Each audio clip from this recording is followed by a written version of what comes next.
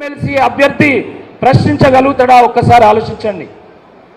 Congress party MLC అభ్యర్థి ఈ సమస్యల మీద రేవంత్ రెడ్డి గారిని నిలదీసి అడగగలుగుతాడా అని చెప్పి సందర్భంగా ప్రశ్నిస్తున్నాం.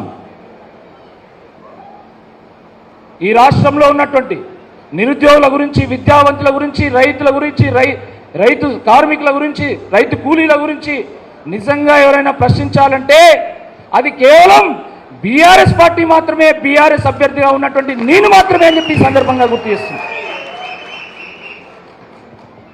ఒకవేళ ఈ ఎన్నికలో కాంగ్రెస్ పార్టీ ఎమ్మెల్సీ అభ్యర్థి ఓడిపోయినా కాంగ్రెస్ ప్రభుత్వానికి వచ్చేటువంటి ముప్పేం లేదు, ఆ ప్రభుత్వం కొనసాగుతుంది. కానీ ఒకవేళ ఎమ్మెల్సీ అభ్యర్థిగా నేను గెలిస్తే ఈ నిరుద్యోగుల పక్షాన, ఈ విద్యావంతుల పక్షాన, తెలంగాణ సబ్బండ వర్గాల పక్షాన, తెలంగాణ పక్షాన, బీఆర్ఎస్ పక్షాన గొంతెత్తి గలమెత్తి గర్జించి తప్పకుండా ఈ ప్రభుత్వాన్ని నిలదీసి ప్రజలకు న్యాయం చేస్తామని చెప్పి ఈ సందర్భం గుర్తు చేస్తున్నాం. మిత్రులారా, తెల్లారు లేస్తే నేను ప్రశ్నించే గొంతు, నేను ప్రశ్నించే గొంతు, నేను ప్రశ్నించే గొంతు అని ఒక ఆయన గొంతు ఎంచుకుంటున్నాడు. మరి 5 నెలల్లో ఒక్క ప్రశ్న అయినా వేసిండా? ఆయన ఒక్క ప్రశ్న అయినా వేసిండా? కాబట్టి ప్రభుత్వాన్ని ప్రశ్నించే వాళ్ళని కోరుకుంటారా, లేకపోతే ప్రభుత్వాన్ని ప్రశంసించే వాళ్ళని కోరుకుంటారా? ఒక్కసారి ఆలోచించాల్సిందిగా కోరుతున్నాను. ప్రభుత్వాన్ని ప్రశ్నించే వాళ్ళని కోరుకుంటారా, ప్రభుత్వంలో ఉన్నటువంటి ఒక నాయకుడికి తొత్తుగా మారినటువంటి వాళ్ళని కోరుకుంటారా? ఒకసారి ఆలోచించాల్సిందిగా కోరుతున్నాను. నేను మీ బిడ్డను, ఈ ఓరుగల్లులో పుట్టి పెరిగినటువంటి వాడిని, ఈ ఓరుగల్లు అనే తల్లి ఒడిలో పెరిగినటువంటి వాడిని, ఒక రైతు కుటుంబం నుంచి వచ్చినటువంటి వాడిని, ఒక వ్యవసాయ నేపథ్యం ఉన్నటువంటి కుటుంబం నుంచి వచ్చినటువంటి వాడిని, కష్టం అంటే, పేదరికం అంటే ఏందో తెలిసినటువంటి వాడిని, ఎంతో కష్టపడి చదువుకొని బిట్స్ పిలానికి వెళ్ళి అక్కడ 2 సార్లు విద్యార్థి నాయకుడిగా ఎన్నికల్లో గెలిచి ఉత్తమ విద్యార్థిగా గోల్డ్ మెడల్ అందుకొని దాని తర్వాత అమెరికా వెళ్ళి అక్కడ ఫేస్బుక్ సిటీ బ్యాంకులో పనిచేసి దాని అనంతరం పుట్టిన గడ్డ రుణం తీర్చుకోవాలి, మన ఓరుగల్లు కాకతీయుల రాజధాని కాబట్టి ఆ పూర్వవైభవాన్ని తీసుకురావాలి, నా వంతు పాత్ర పోషించాలనేటువంటి ఉద్దేశంతోనే నేను ఆ రోజు ఉద్యోగం మానేసి నేను వరంగల్కి వచ్చి రాజకీయాల్లో ప్రవేశించడం జరిగింది. నాడు భారతీయ జనతా పార్టీలో అయినా, నేడు బీఆర్ఎస్లో అయినా కూడా ప్రజలతోనే మమేకమవుతూ, ప్రజలకు ఆపద వచ్చినప్పుడు అండగా నిలుస్తూ, ప్రజలకు ఆసరా అవసరమైనప్పుడు వారికి తోడుగా ఉంటూ, ప్రజా సమస్యల మీద గొంతెత్తి గలమెత్తి పోరాడుతూ ప్రజలతోనే మమేకమైనటువంటి వ్యక్తిని. ఈ ఓరుగల్లు మీద సంపూర్ణమైనటువంటి అవగాహన ఉంది నాకు. ఈ అనేక రంగాలకు సంబంధించినటువంటి వ్యక్తుల మీద, ఆ ఇష్యూస్ మీద నాకు సంపూర్ణమైనటువంటి అవగాహన ఉంది. ప్రభుత్వ టీచర్లు కానీ, ప్రైవేట్ టీచర్లు కానీ, ఆశా వర్కర్లు, అంగన్వాడీ వర్కర్లు, కాంట్రాక్ట్ లేబరు, అవుట్సోర్సింగ్ లేబరు, ఈ రకంగా అనేక సమస్యల మీద అవగాహన ఉంది.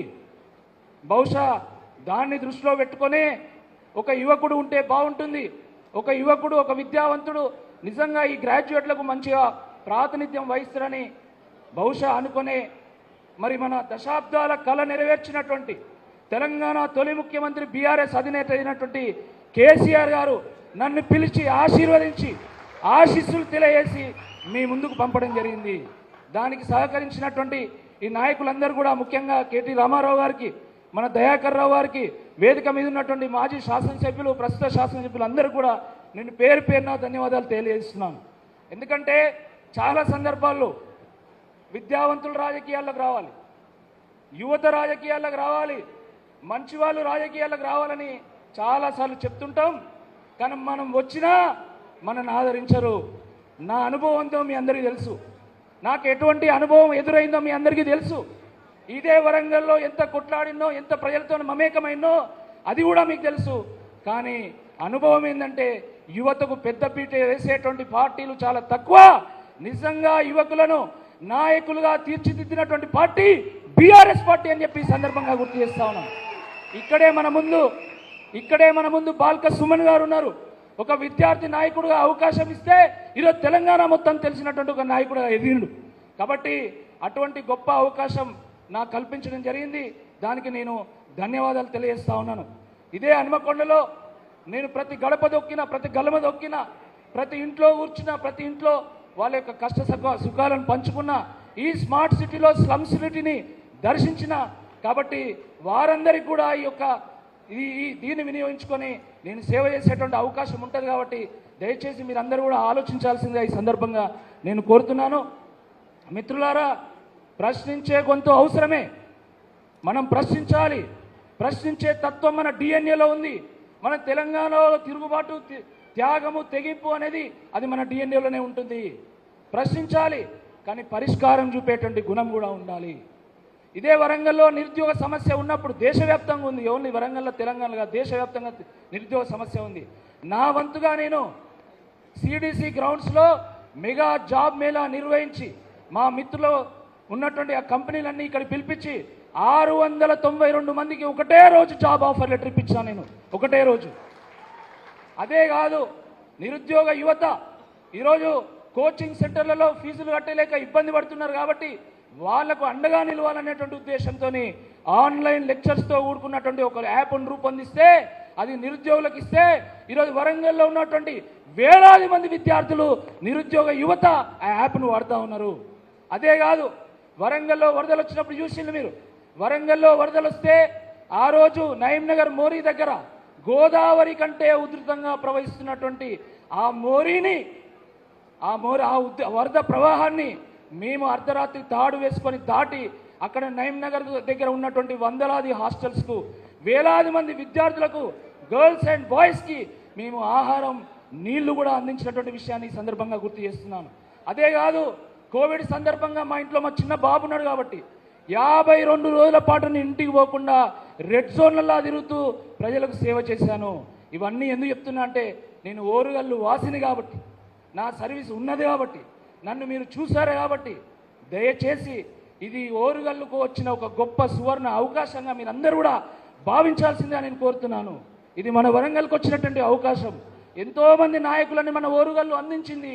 ఇప్పుడు మళ్ళీ ఒక యువకుడిగా నాకు ఒక అవకాశం వచ్చింది కాబట్టి ఇది మనందరి అవకాశంగా, ఇది ఓరుగల్లుకు వచ్చినటువంటి అవకాశంగా మీరందరూ కూడా దయచేసి ఆ కోణంలో చూసి ఏకపక్షంగా 27వ తారీఖు రోజు గులాబీ జెండాకే ఓటు వేయాలి అని చెప్పి ఈ సందర్భంగా మీ అందరికీ కూడా నేను విజ్ఞప్తి చేస్తున్నా. మిత్రులారా,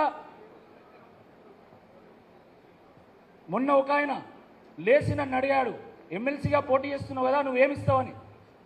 నేను వారికి ఒక్కటే చెప్పిన, నా జీవితమే వరంగల్కు అంకితం చేశా. ఆ నిరుద్యోగులకు తప్పకుండా న్యాయం జరిగే వరకు పోరాటం చేస్తా. అదే కాదు, రేపు మీరందరూ ఆశీర్వదించి నన్ను మండలికి పంపిస్తే నేను ₹1 కూడా జీతం తీసుకోకుండా మొత్తం గౌరవ వేతనాన్ని, అలవెన్స్లు అన్నీ కలిపి మొత్తం నిరుద్యోగ విద్యార్థి సంక్షేమ నిధికి చేర్చి అక్కడ పేద నిరుద్యోగ యువతకు, విద్యార్థులకు ఎవరైతే లైబ్రరీలో చదువుకుంటూ కనీసం పుస్తకాలు, గైడ్లు కూడా కొనుక్కోలేనటువంటి పరిస్థితుల్లో ఉన్నారో వారందరి కోసం ఆ డబ్బును ఖర్చు పెడతా. నా ఎమ్మెల్సీ ఫండ్ను కూడా గ్రంథాలయాల కోసం, నిరుద్యోగ యువత కోసం, కోచింగ్ సెంటర్లో ఫీజు కట్టలేనటువంటి వాళ్ళ కోసం కూడా ఖర్చు పెడతా. ఈ ఓరుగల్లు అభివృద్ధిలో నేను సైతం పాలు పంచుకుంటా అని చెప్పి తెలియజేస్తూ, ఇంత గొప్ప అవకాశం నాకు కల్పించినటువంటి వేదిక మీద ఉన్నటువంటి పెద్దలందరికీ పేరు పేరున ధన్యవాదాలు. జై తెలంగాణ, జై తెలంగాణ. కేటీఆర్ గారి నాయకత్వం. బ్యాలెట్ పేపర్లో 3వ సంఖ్యలో నా పేరుంటుంది, ఏనుగుల రాకేష్ రెడ్డి అని. దాని పక్కన 1 అనేటువంటి సంఖ్య వేసి మీ మద్దతును తెలపాల్సిందిగా కోరుతూ, జై తెలంగాణ. అసలైన తొలి వెలుగు. ఫాలో వాట్సాప్ @తొలి వెలుగు అఫీషియల్.